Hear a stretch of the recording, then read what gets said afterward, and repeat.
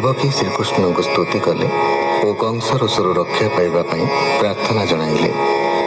अधिकंतु प्रभु तांकर अलौकिक रूप संवरण करंतु, नचेत कंस ताको शत्रु बोली चिन्हि मारिदेव। देवकी और वसुदेव जानिछन्ति अलौकिक शिशुटी परम पुरुष, तथापि तांकर भीति और उत्कंठा दूर हेउनाही। श्री भगवान तांको आश्वासना देले और अलौकिक रूप प्रतिसंहार करी कहिले नंद घरे छाड़ी आसिबाकू। वसुदेव शिशुपुत्र को बक्षरे धरी यात्रा उद्यम करबा मात्रे उगाळीची उग्रसेन। शुक उवाच शुणो वीर उग्रसेन आम्भे से देव भगवान जन्म होई बंदी घरे देवकी देवींक उदरे। एबे जाउछु गोपपुर एकथा प्रघटन कर भारा जे न सहई मोहि उश्वास करिबई मुहि। शुणी बोलई उग्रसेन तुझे बे देव भगवान देखाओ शंख चक्र चिन्ह संप्रते जीव मोर मन। वेद वचने देव माने कहंती सहस्र पुराणे तोहर चतुर्भुज कर देखाओ निज रूप तोर। भृत्यर तो से भावग्राही शंख चक्र चिन्ह देखाई देखि सानंद उग्रसेन खड़ग पकाई बहन। बोलई निस्तरिली मुहि तोर श्रीमुख कुआ नाई। गोपकु जीव किस अर्थे मथुरा न रहिल एथे बोलंती भकत बत्सल गोकुले सेवक मोहर। गोपी अछंती 16 सहस्र से आंभ निज प्राण गात्र। अष्टम बरस संपूर्ण कंस को करिबु निधन। तोते देवई ऐश्वर्य चिंता न कर भोजराज। शुणी सानंद उग्रसेन चरणे कलाक प्रणाम। मु तोर दासर सेवक तेणु देखिली तो श्रीमुख अनेक मते स्तुति करी पुणी चरण तले पड़ी। श्रीमुखे ताकू आज्ञा देले नृपति होइबु बोइले। संतोष होई नर हरि उग्रसेन को देले साड़ी देई बोलंती देवराज आज हूँ मथुरा रे राज। उग्रसेन को पुष्पमाली हर से कृष्ण देले तोली।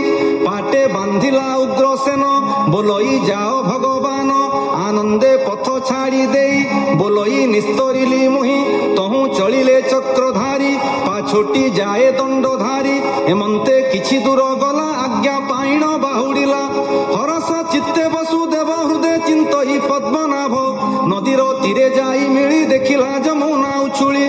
जमर बहिणी जुकत गभीर के करिब अंत बहई अति खरतर फेन स्रोतरे भयंकर। नदीरे पशिला बहन कातरे अति भय मन। नासारे पसंतेण पानी सिरे बसाई चक्र पानी। बुड़ीण जानते वसुदेव हृदय चिंतई वासुदेव। हरि सुमरे जहु खरे जमुना जानिला निर्भरे। मोहर सौभाग्य होइला माधव एथे बिहरिला। पूर्वे मो जेते पाप थिला श्रीकृष्ण दर्शने छाड़िला। नाना स्तुति रे पाद बंदी कृतार्थ होइला कालिंदी। तक्षणे जल छाड़ी गला गोड़ झुंटी हाणी होइला। हरिंकी देखी भय कला बाली बंतरे बाट देला। चलिले नदी पार होई कृष्ण को हृदय लगाई। मिलिले जाई गोपपुरे सभये नंदर मंदिरे। निद्रा मोहित सर्वजन भये चाहई छन छन। प्रसव करी नंदराणी अचेते शयन धरणी। अंबिका होइछंती जात जगत निद्रारे मोहित। यशोदा कोले कृष्ण थई कन्या आनिला पालटाई। मिलिला देवकी निकट कक्षणे पड़िला कबाट। लागिला चरणे सांकली दुहिता छाड़िला बोबाली। हरिचरित भागवत कहई दास जगन्नाथ। इति श्रीमद्भागवते महापुराणे पारमहंस्यां संहितायां दशम स्कन्धे पूर्वार्धे कृष्ण जन्मनि नाम चतुर्थोऽध्यायः। शुक उवाच शुण परीक्ष दंडधारी शिशु कुमारी राब करी। शुणी प्रहरी बेगे गले कंस छामुरे जणाइले। शुणी असुर महाबल बोलई पुरिला मुकाळ।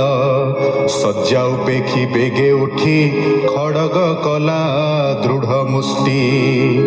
ଧାଇଁଲା ପବନ ହୁଖରେ ବେଗେ ମିଳିଲା ବନ୍ଦୀ ଘରେ।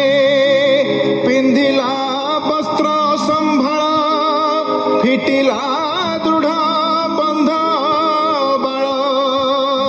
କବାଟ ଫେରାଇ ପଶିଲା ଦେଖି ଦେବକୀ ଭୟ କଲା। କଂସ କମ୍ପଇ କୋପ ଭରେ ରତ୍ନ ମୁକୁଟ ଶିଶିରେ। ଦେଖିଣ କମ୍ପଇ ଦେବକୀ କାନ୍ଦଇ ଅତି ଦୁଃଖେ ଦୁଃଖୀ।